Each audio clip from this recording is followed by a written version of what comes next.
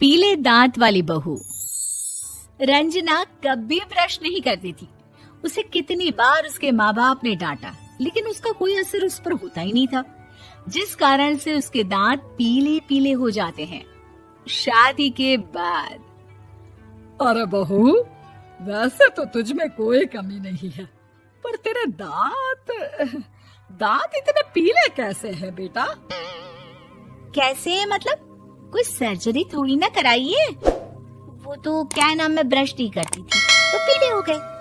अब क्या करूं? आप कहें तो लाल करवा लूं या फिर काले? यार ये क्या है, क्यों माँ से लड़ रही हो? लड़ रही हूँ? अरे मैं लड़ रही हूँ या ये बोल रही है कि दांत पीले हैं, पीले। अरे तपस्या थोड़ी ना की है इन्हें पीले करने के लिए। बकायदा ब्रश नहीं किया है 20 साल तक, तब जाकर। छी, कैसी बात कर रही हो? ये उस वक्त तो पीले नहीं थे जब हम लोग तुम्हें देखने आए थे। अरे तब साफ करवा लिया होगा डेंटिस्ट के पास जाकर। अब देखो कैसे पीले पीले लग रहे हैं। रंजना सास की तरफ गुस्से से देखती है। फिर शुरू हो गई पीले पीले पीले। अरे पीले तो तब भी थे जब मेरे हाथ का रसगुल्ला उड़ा उड़ा कर खा रही थी और बोल रही थी, लड़की नहीं गुणों का खजाना दे रहे भाई साहब आप। खैर, अब वो लोग करते भी तो क्या करते, पीले दांत वाली बहू पल्ले पड़ी थी तो झेलना तो था ही। एक दिन कीर्तन में रंजना गाना गा रही थी। अरे कमला बहन, माँ का द्वार है, यहाँ तो सब शुद्ध होकर आते हैं, फिर अपनी बहू को ब्रश भी नहीं करवाती तुम। दूर से पीले पीले दांत भक्ति में बाधा उत्पन्न कर रहे हैं। और कोई 2 साल के बच्चे थोड़ी ना लेकर आई हूँ मैं बहू बनाकर।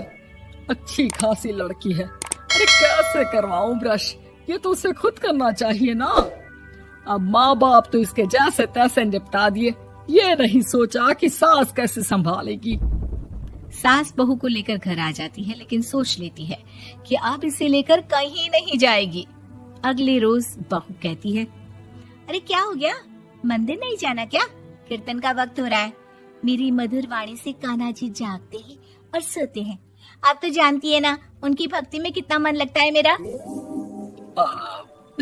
वो क्या है ना, तबीयत ठीक नहीं लग रही है मेरी, आराम करूंगी मैं। तबीयत ठीक नहीं लग रही? अभी तो मिथुन के गाने पर नाच रही थी आप, और अब बोल रही है कि तबीयत ठीक नहीं लग रही। अरे भक्ति में मन लगा लो सासू माँ, ऊपर जाना है, क्या मुंह दिखाओगी आप? हाँ? सास को बहू की बात पर गुस्सा आ जाता है। मैं क्या मुंह दिखाऊंगी, इसकी चिंता तो ना कर, समझी? अपने मुंह की चिंता कर, जो ये पीले पीले दांत लेकर हर जगह पहुंच जाती है। पता है लोग कितना मजाक बनाते हैं। ना जी ना, मैं नहीं जाना कहीं तेरे साथ। तो ये बात है। कोई ना, मत जाओ, मैं अपने कमरे में ही बैठकर भक्ति कर लूंगी। ऊपर वाला दांत थोड़ी ना देखता है, मन देखता है, भावना देखता है। और अरे बस बस, तू सब कुछ दिखा, बस ये सफेद चमकदार दांत ना दिखाना किसी को, है? जा यहाँ से। बहू को सास की बात का कोई फर्क नहीं पड़ता, वो तो जैसी थी वैसी ही रह जाती है।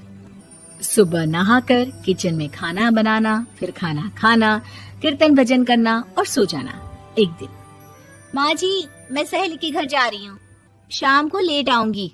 हाँ, तो जाना, मैंने कौन सा तेरी आरती करनी है घर पर बैठकर। रंजना सहेली के घर जाती है, जहाँ वो पार्टी में जाने की तैयारी कर रही होती है। अरे शिखा, कहाँ जाने की तैयारी कर रही है? मैं गलत वक्त पर आ गई क्या? अरे नहीं यार, उल्टा सही वक्त पर आई है। मैंने ये साड़ी और ज्वेलरी निकाली है यार, शाम को इनके ऑफिस की एक पार्टी में जाना है। बताना कैसा लग रहा है ये सब? नहीं यार, इस ड्रेस के साथ तो वो वाली ज्वेलरी अच्छी लगेगी। हाँ सही बोल रही है, मैंने ध्यान ही नहीं दिया। वैसे तो हमेशा से मस्त फैशन सेंस रखती है। तो बड़ा जाती होगी ना पति के साथ पार्टी में। रंजना कुछ नहीं बोलती, बस सोचती है कि यार काश ये बात सही हो जाती, पर मैं क्यों नहीं जाती पार्टी में? क्या इन लोगों की कोई पार्टी होती नहीं होगी? रंजना घर आती है और रात में पति से सवाल करती है, एक बात बताइए, आप मुझे किसी पार्टी में क्यों नहीं ले जाते? क्या आपके यहाँ ऑफिस में पार्टी नहीं होती? पति बेचारा क्या कहता कि दांत पीले हैं तुम्हारे इसलिए। अरे कोई पार्टी होती नहीं हम लोगों के ऑफिस में, तो कहाँ से लेकर जाऊं? और मार्केट, मॉल, कहीं वीकेंड घूमना, कहीं तो। अरे यार सारे हफ्ते में एक छुट्टी मिलती है, तो सोचता हूँ कि आराम ही कर लूं। क्यों? रंजना मन मार के रह जाती है। पहले कभी सास के साथ मंदिर जाया करती थी, लेकिन वो भी सास ने ले जाना बंद कर दिया। घर बैठी बैठी रंजना बोर हो जाती है। तभी उसे आइडिया आता है और वो मायके जाने का सोचती है। सासू माँ, 2 दिनों के लिए मम्मी के घर जा रही हूँ। अच्छा अच्छा ठीक है, आराम से जा। और हाँ, माँ से कुछ अच्छी आदत सीख कर आना कि कैसे शरीर के हर भाग की तरह दांतों की सफाई भी जरूरी होती है, समझी? शुरू हो गई ना आप। वो लोग आपकी तरह नहीं है कि छोटी छोटी बात का बतंगड़ बना दे। उन लोगों के लिए मैं मायने रखती हूँ, ना कि मेरे पीले पीले दांत। रंजना माँ को बिना बताए उन लोगों को सरप्राइज देती है, लेकिन जैसे ही वो दरवाजे पर पहुंचती है, अंदर देखती है कि घर वाले कहीं जा रहे होते हैं। अब माँ, काश रंजना दीदी के दांतों वाली प्रॉब्लम नहीं होती, तो वो भी हम लोगों के साथ चलती ना बुआ जी की बेटी की शादी में। हाँ बेटा, लेकिन अब उसे कौन समझाए कि उसको उसके पीले दांत नहीं दिखते, लेकिन उसके आसपास के लोगों को कितना एम्बैरेसिंग फील कराते हैं। मुझे तो कितनी बार उसके स्कूल की टीचर ने शिकायत की कि उसके साथ कोई लड़की बैठना भी नहीं चाहती, और ना ही कॉलेज में कोई उससे बात करना चाहता था।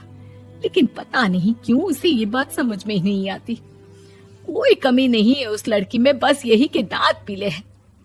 वो तो भला हो जीजा जी और उनकी माँ का, जो दीदी को जैसी है वैसे ही रखा हुआ है।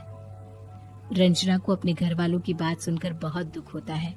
वो सोचती है कि वो क्या करे, लेकिन फिर वो सीधा डेंटिस्ट के पास जाती है, अपने दांत चमकाती है और कसम खाती है कि वो रोज ब्रश करेगी। अरे क्या हो गया? तुम तो 2 दिनों के लिए गई थी ना, पर कोई ना, अच्छा है, चलो आ गई तो। रंजना सास के सामने आकर खड़ी हो जाती है और पूरी स्माइल करती है, उसके चमकदार दांतों को दिखाती हुई। हैं? चले मंदिर। माँ, मुझे माफ कर दीजिए, मैंने आप लोगों को बहुत एम्बैरेसिंग फील करवाया। मैं आज से रोज ब्रश करूंगी।